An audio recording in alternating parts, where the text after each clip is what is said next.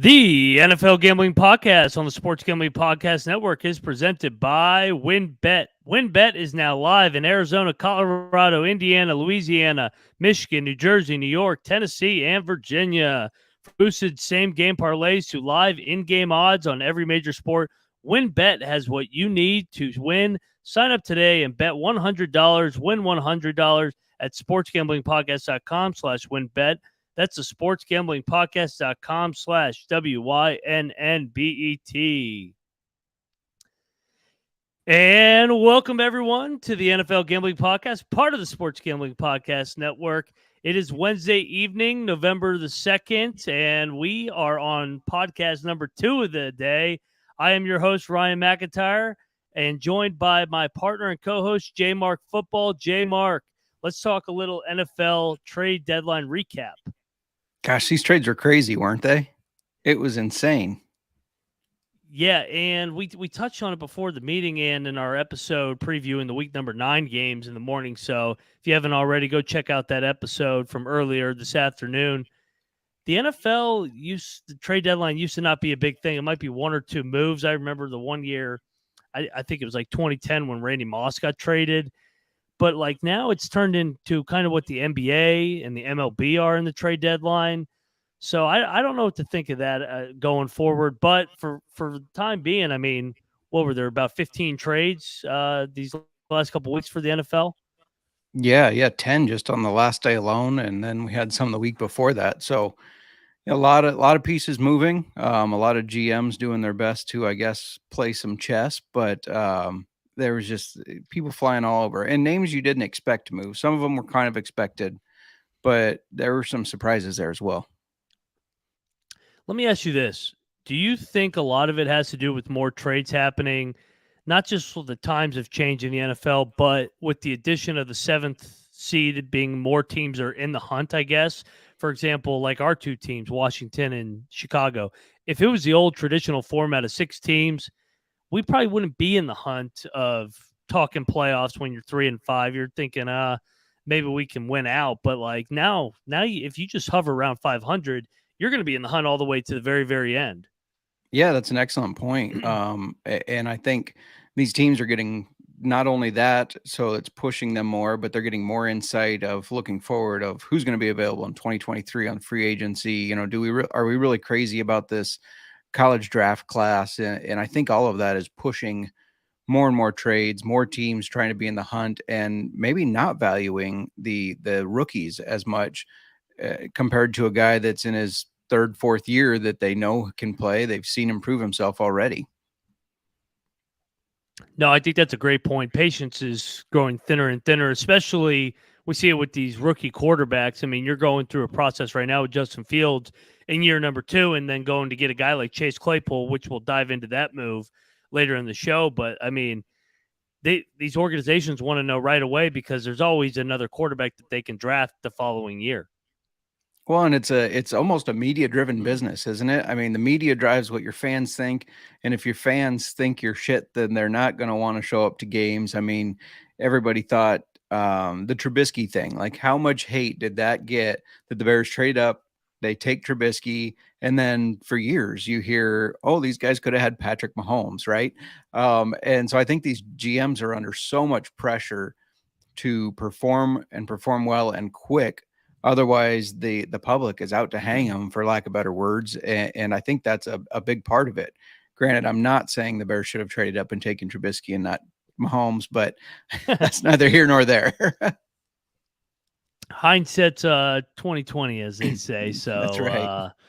But yeah, no, before we dive into we're going to dive into some of the trades and how it's impacting not only fantasy football perspective, because I know we do get a good portion of our audience plays fantasy football as well, but also the futures market with the updated Super Bowl odds, conference odds, division odds. So we'll dive into that. But before we do that, I want to shout out WynnBET and get us paid. Ready to win money and boost your odds? WynnBET is now live in Arizona, Colorado, Indiana, Louisiana, Michigan, New Jersey, New York, Tennessee, and Virginia. We're bringing the excitement of Wynn Las Vegas to online sports betting and casino play. Exclusive rewards are right at your fingertips with Wynn Rewards on WynnBET. Be on the lookout for the WinBet Win Hour each Thursday from 5 to 6 p.m. Eastern Time. During WinBet Win Hour, marquee games of the week will have their better odds on WinBet, giving you a larger payout opportunity. Great promos, odds, and payouts are happening right now at WinBet, from boosted same-game parlays to live in-game odds on every major sport. WinBet has what you need to win now. Ready to play? Sign up today to receive a special offer. Bet 100, win 100. There's so much to choose from. All you have to do is head over to sportsgamblingpodcast.com/winbet so that they know that we sent you. That's the sportsgamblingpodcast.com/WYNNBET to claim your free bet today. Offer subject to change. Terms and conditions at winbet.com. Must be 21 or older and present in the state where you can play. WinBet is available. If you or someone you know has a gambling problem, please call 1-800-52-4700. And everybody tuning in to watch us live right now, we are live on YouTube. Go check out our YouTube channel on the Sports Gambling Podcast, because it is giving you a chance to win your choice of either an autographed Lawrence Taylor or autographed Brian Dawkins. Contest is completely free to enter. All you have to do simply is subscribe to youtube.com/Sports Gambling Podcast. Comment on a video. Each video is a new chance to win. And don't forget to turn your notifications on so that you don't miss SGP contacting you when they pull you out as the winner. All right, J Mark, let's lead it off. Who is your biggest winner of the trade deadline? So I got a couple of them, but I think the Miami Dolphins have really set themselves up nicely. They, one of their weaknesses was defense. They go out and get a proven linebacker in Bradley Chubb. I think he makes a lot of sense for them. They don't get a lot of sacks. He's going to be a guy that can pressure the quarterback. And then they also bring in the Jeff Wilson to pair with Raheem Mostert, who they were paired together in the 49ers system. So I think that makes a lot of sense too, because they have played well as a 1A, 1B option before. And I think that's going to continue to do well for them. He's going to be a good a change of pace back for them. And yeah, I think both sides will help their offense and defense. And this is a Miami team that's already done pretty well. So I definitely think that they are one of the winners after this trade deadline kind of came and gone. Yeah, no, I like the Bradley Chubb addition. I think they're thinking we're not too far off from contending in the AFC. I know they're in the toughest division, and they're probably not going to catch the Bills.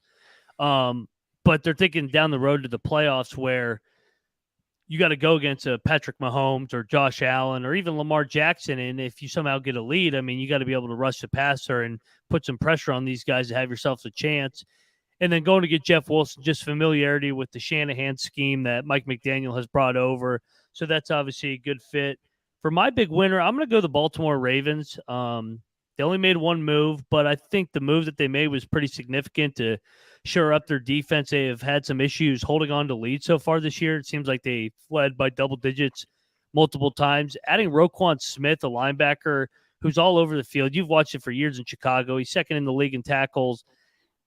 I think I know they paid a hefty price, giving up a 2023 second rounder and a 2023 fifth rounder. But Baltimore's in win now mode, especially with Lamar being on the last year potentially of his deal. Yeah, it was interesting because giving up the second and the fifth, you got to assume they plan on re-signing him. The reason the Bears traded him is because they couldn't come to an agreement on a contract. And he's also acting as his own agent. He refuses to get an agent. He acts as his own. Our GM polls said that did kind of hold things back. And he wants to reset the market as far as linebackers go. So if they give up a second and a fifth and then pay him, do they have enough for what Lamar wants? I think that's going to really set them up in an interesting situation where I'm sure Lamar's going to get franchise tagged, but it is a good move for the Ravens. Roquan is a beast. Don't get me wrong. He's a tackle machine. He flies all over the field. And I like what the Bears did because they already assumed they were not going to be able to come to an agreement. So might as well get something rather than nothing, right? Yeah, no doubt. I love the move for Chicago, and they proved that they weren't completely selling either when they traded for Claypool. But I actually was wrong. Raekwon Smith is actually leading the NFL in tackles at 83. He's one ahead of CJ Mosley. I thought Mosley was ahead of him. So Smith does lead the NFL in tackles. But for the Ravens, yeah, you mentioned it. I mean, they can't pay for both of them. Maybe each other can negotiate their contracts Yeah, since right. neither wants an agent. Yeah, that's crazy. I mean, I get wanting to keep all your money, I guess, but at that level, you got to have an agent to handle your business. Yeah, no doubt. J Mark, who do you have as another winner at this trade deadline? Yeah, so the other one I got is the Vikings. A rare interdivision trade. They go out and get TJ Hawkinson after Irv Smith goes on IR. They're probably going to miss him for 6 to 8 weeks at least with that high ankle sprain. And they go out and they get the tight end that's fifth in receiving yards. And TJ Hawkinson is a beast. And he's a U of I guy. And Iowa Hawkeye tight ends know how to block. So it's going to help in both their run game, their pass game. It's going to help all over. And they really, I mean, if you look at it, yeah, they gave up a second and third rounder, but they get 2 fourths back. And TJ Hawkinson, I mean, I really don't think it was a move that's going to hurt them too much. And being at 6-1 now, it's hard to see their offense getting slowed down. Yeah, no, and it's a rare to see a divisional trade, and of course it's Detroit that makes the move. But yeah, no, for Minnesota, like you said, adding Hawkinson frees up the middle of the field for him a little bit, and maybe even more room for Justin Jefferson to get open and Thielen as well. Kirk Cousins, there's no excuse. He's got plenty of options, especially in Kevin O'Connell's offense. Yeah, agreed. This is a win now, push into the playoffs and win playoff game team. So if they don't, it's going to be on Kirk Cousins. Yes, it will. For my other winner, I'm going to go to your Chicago Bears. I think getting what they got back for Smith and the deal with Baltimore, I wish they had gotten a little bit more for Robert Quinn in Philly. But to add Chase Claypool to give Justin Fields finally a legitimate number one wide receiver option, I think that was a great move. I mean, he's got another year on his contract as well where they can find each other a little bit of a rhythm this year, these last, 10 games. And maybe you make a run at the playoffs. If not, I mean, maybe get some momentum going into the next year where it's a big year number 3 for Justin Fields. So finally, it's not just, hey, we're going to roll out the balls and see if Fields is the guy. You're actually giving him some weapons to succeed. Yeah, I'm excited about this trade. I would have said that a second was too much, except the news came out later that the Packers had offered a second.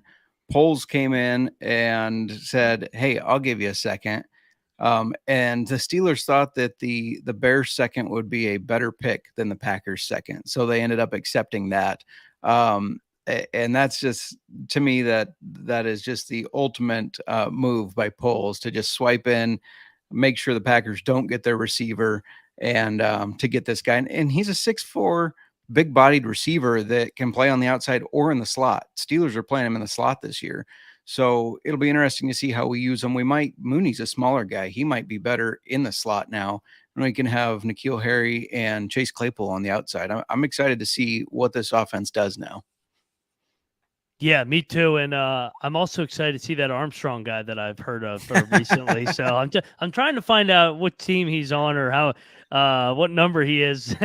So shout out, inside joke for everybody that's been following on social media with some of the bloopers of the trade deadline. But you mentioned it, your biggest loser, which I know you're going to have a big smile on your face when you're saying this. Who is your biggest loser of the trade deadline? Definitely does not break my heart to say this. It's got to be the Packers, right? They need receiver help. They have draft picks to use, and they don't use them. They get Rodgers no help. And this team, we've talked about it in our picks episodes, they just seem broken.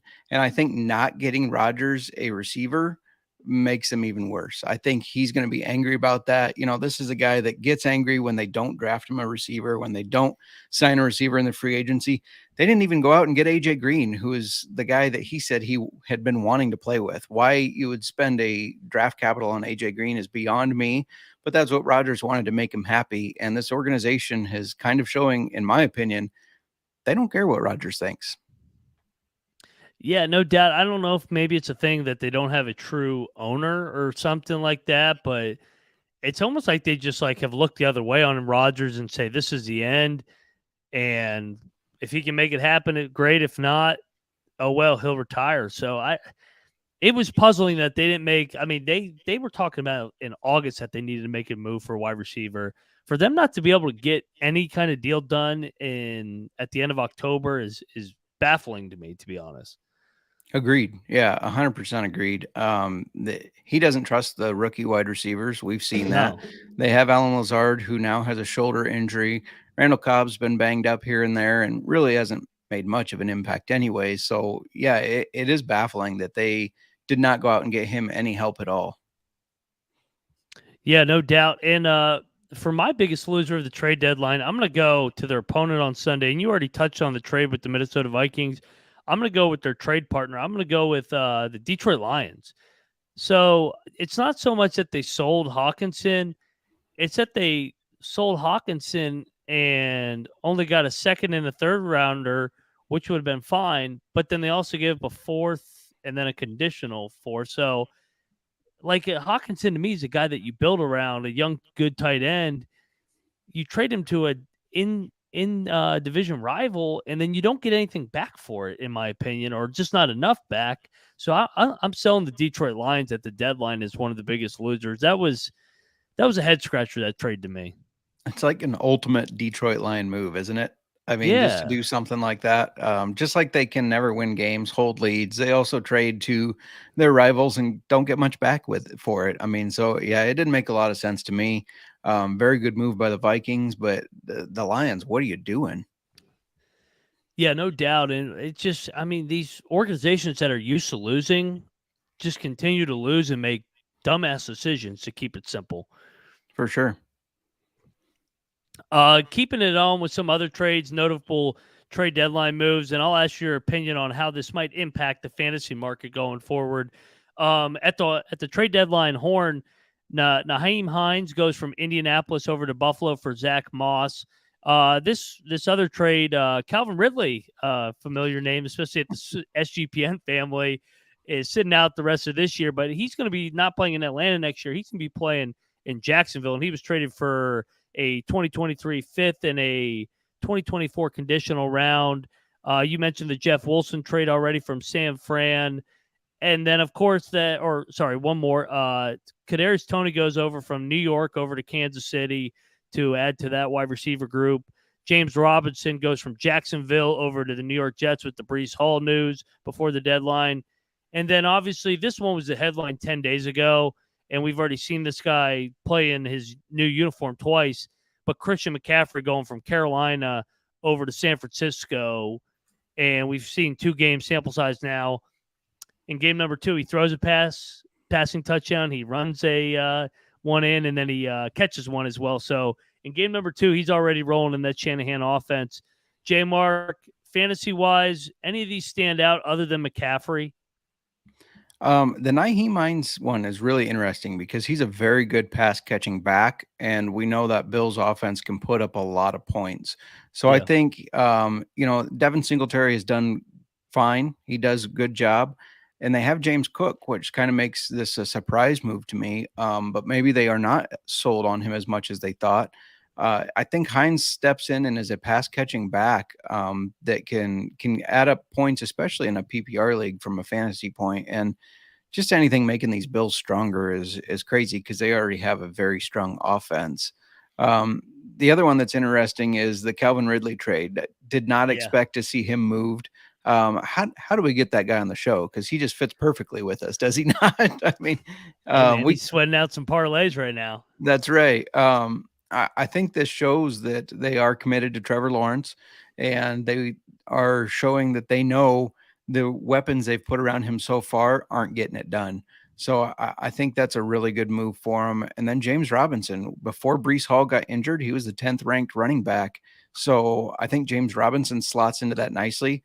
Michael Carter is not an every down back. So I think James Robinson becomes the guy there for this year and really helps their offense, kind of takes over for Breece, and then does well fantasy wise as well.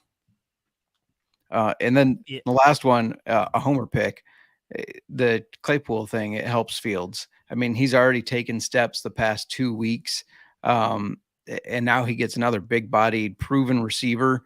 I just think we have all these kind of mid-level guys, Equanimous St. Brown, and he's one of them. There's, gosh, Brian Pringle, who's coming back from injury. These are just kind of mid-level guys. So Claypool really should help Justin Fields out for sure.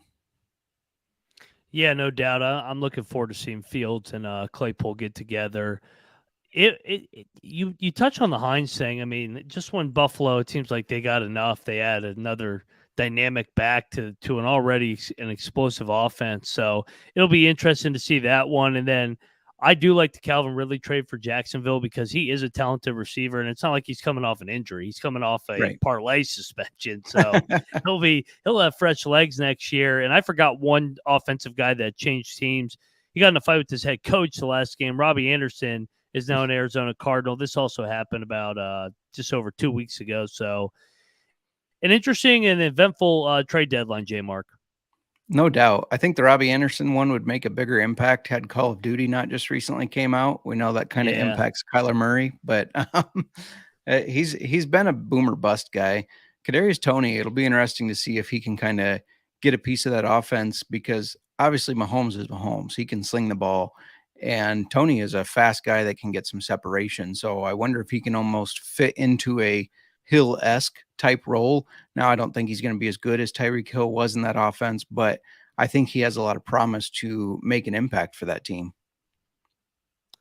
Yeah, no doubt. I mean, we all know that Toney is talented. I know it didn't work out in New York, but he is a talented receiver. Seeing it with Juju right now in Kansas City, it seems like anybody that goes to Kansas City, their career gets reborn. So we'll see if Toney's the next guy to do so.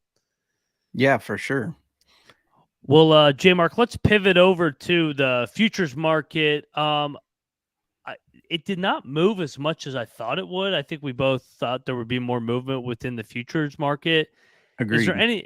Is there any number right off the top of your head or that catches your eye, Super Bowl, conference, or division that you want to? I guess we're kind of at the halfway point, and we know what these teams are at this point. And if you're going to make a move, you've already made your move. Yeah, I will say if you are a Packer backer, they are now on some books plus money to make the playoffs. So if you still have belief in those Green Bay Packers to kind of turn it around, that's plus money to make the playoffs. And this is the first week, I believe, that that's been the case. They've been plus money on not making the playoffs. Now they're plus money making the playoffs in some books. So that's kind of interesting to me. Just kind of shows that the books are also giving up on Green Bay. Yeah, no, I know you like saying that. I did see that. That Of was the course. first time they've been plus money since 2018 now when they Yeah. missed the playoffs. Yep. Yeah, no, I think it's interesting that Seattle, even though they're in sole possession of first place, is being valued at plus 330 to win the West. So, me personally, I really like that price because I think this team is for real, and they have a 1-game lead on San Francisco, and San Francisco still has to go to the 12th man later in the year. So, if you believe in Seattle, plus 330, I think that's the lowest you're going to get it, and I think it's a good value. Yeah, agreed. I will say, this Vikings trade makes me. I mean, I was already feeling pretty good about my preseason bet that they would win the North, but that this definitely makes me feel better about it. How do you feel about the Dolphins now? I mean, I think we both agreed they got better on offense and defense. Do you think they make a late season playoff push?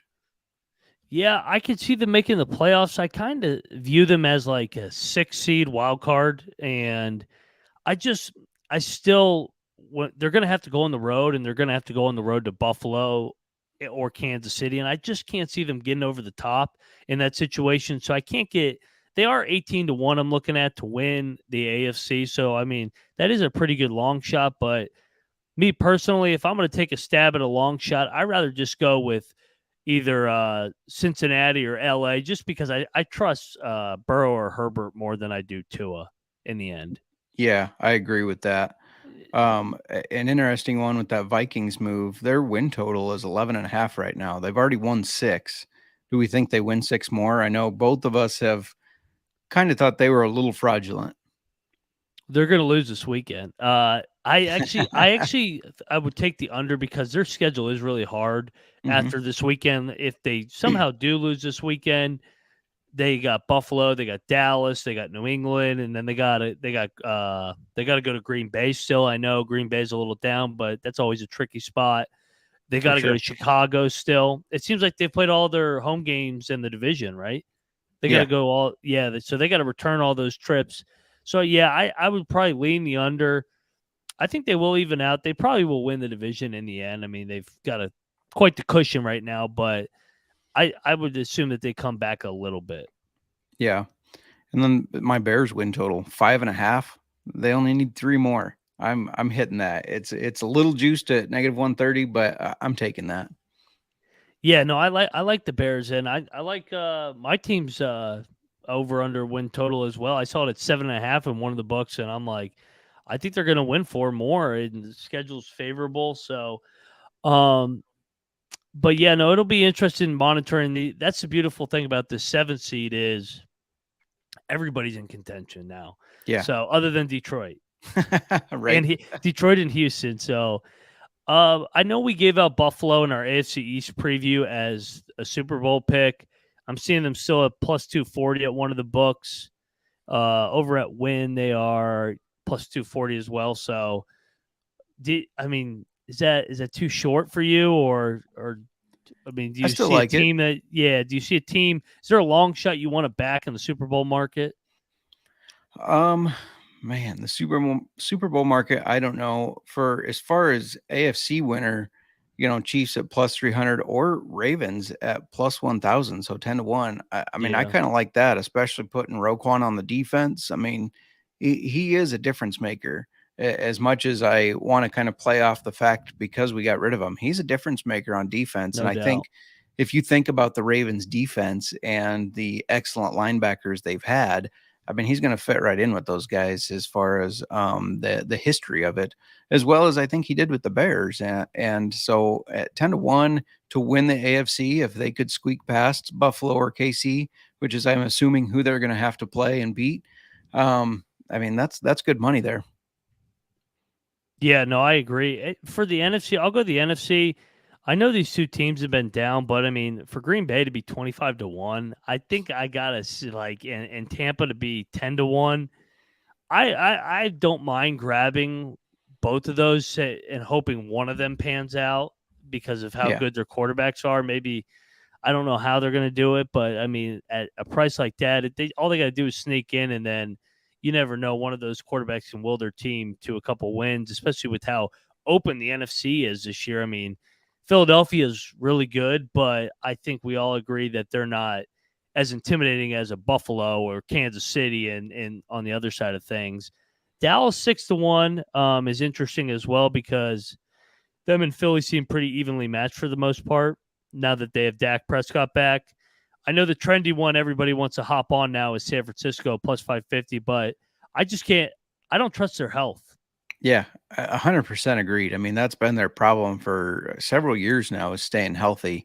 So yeah, I agree with you. The health never seems to be there, so they can't make those late season pushes. I mean, it is interesting though. Now that they added Christian McCaffrey, let's say they do make the Super Bowl or even win the Super Bowl with Jimmy G. Is Trey Lance traded next year? If they do trade him, I hope they can get something back like Tyreek Hill, Jalen Waddle, and Bradley Chubb. I mean, if you could turn that around on an investment, that's a pretty good return, I'd say. So Yeah, shout isn't out to that the insane? Dolphins for yeah, hey man, that's kind of like what Philly's done with all their assets. So yeah, no, you're absolutely right. San Fran's kind of sent mixed messages with they started with Lance and he got hurt and then they went to Mhm. Jimmy G and then they're buyers at the deadline because of how weak the NFC is. So it's interesting times here in San Francisco. Yeah, absolutely. That was kind of my bold take on old fashioned football was if even if they win a couple playoff games with Jimmy G, that I think Lance might not play for San Francisco again. I mean, why change it if it's working with Jimmy G? Yeah, no doubt. I'm with you 100%. I touched on it earlier. We both gave out Buffalo to win the Super Bowl. This is the middle point of the year. You changing your Super Bowl pick? I don't think there's any reason to. I feel pretty confident with Buffalo winning it all still. Yep, agreed. I think this is Josh Allen's year. So yeah, you should have grabbed him at plus 650, I believe, was when we gave it out. So Yep. for it to be down to plus 240, and then I think to win the AFC, what we gave out was plus 350 or 330. I got to go back and look. It was They're around plus there, yeah. 120. Yeah, they're plus 125 now. And then we also said over 11 and a half wins. They're going to demolish that. They're going to go 15-2. So we definitely are a Circle the Wagons Bills Mafia podcast over here. And I know Adam Pelletier enjoys hearing that. That's right. That's right. Yeah, I don't see them being stopped. I mean, we did touch on it. They did play KC and they won. It's tough to beat a team twice in a year, especially a powerful team like KC. So that's the kind of the only one that really worries me that they will play. But if they make the Super Bowl, I kind of feel like no matter who they're playing against, their offense can't be stopped. I mean, I know the Eagles defense is good. Dallas has a good defense. But I don't see the Bills being stopped by those defenses though. No, I'm with you. And the Super Bowl's in Arizona this year too. So for it to be in a dome too, that's not going to slow that. I mean, that fast track, that Buffalo offense, I mean, you blink and then they score 14 points like that. So, but that's all I got. Go ahead. Oh, I was gonna say dome football ruining the NFL per Colby. No doubt. Yeah, they better not put a dome in Chicago. Right. Yeah. That would not be all right. Yeah. We need snow games. No doubt. And we'll get a wind and rain game this Sunday. So go Bears. J Mark, before we get up on out of here, you got anything last thoughts on this trade deadline? I agree with you just on something you touched on earlier. I wish the Bears had gotten more for Quinn. But I do agree with moving him. He's an older player. I know he was excellent last year, but the rookie has more sacks than him on less playing time this year. So that's kind of interesting. So nice to move him out. Yeah, hang on. Cause I mean, we've said it on our picks piece. This is going to be a wild ride to the playoffs. It really is, with so many teams in contention and with this trade line, kind of making some other teams take the next jump. It's going to be a wild ride for sure. Yeah, no doubt. I mean, this was already an electric first half of the NFL season, and then now with the trade deadline, we're finally at the halfway point. Games are going to start getting colder. I know you like that being in the Midwest. For sure. Me too, being a West Virginia guy. So it's going to be nice seeing It's amazing how teams change throughout the year and how much the NFL, despite only being 17 games, is a marathon. Yeah, no doubt. No doubt. Do you think anybody will sneak into the playoffs with a losing record? If there is, it will come from the NFC South. Yeah. So maybe whoever a wins New that Orleans. division. Yeah, I forgot to give that out. I see New Orleans plus 550. I think that's worth the stab because they seem to be getting healthy, and they got the Red Rifle at quarterback, who I know you like to root for. Oh, for sure. Yeah.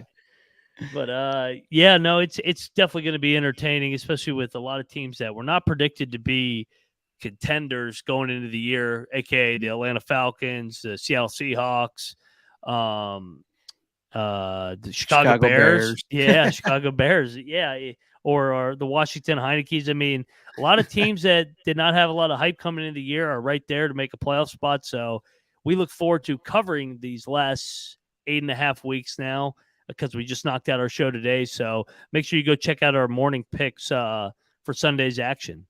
Absolutely. J Mark, before we get up on out of here, tell everybody where to find you. Yeah, follow me at JMark Football. Tune into Old Fashioned Football. We're going to touch on these trades next episode and their fantasy impacts. And yeah, just check out everything on the Sports Gambling Podcast. There's so much content out there, and it's all good. No doubt. And I know the World Series is wrapping up here over this next week. So baseball crowd's going to be transitioning. You're looking for a new sport to bet on. Plenty of sports to choose from. You got the NFL pod, obviously, with us. College football, it's still in the thick of things. College football rankings came out last night, so go check out the college football experience. The NBA pod, go check out those guys. NBA's in full form. And college basketball starts in 5 days, so go check out the college basketball experience. I'm looking forward to being on there with Colby a little bit. So you can find me at Twitter, or on Twitter, at Moneyline_Mac. But most importantly, look forward to being in touch all second half of the NFL season. It's going to be a fun ride. Absolutely. Good luck, everybody, with your NFL bets this weekend and any other sports. And most importantly, don't forget to let it ride.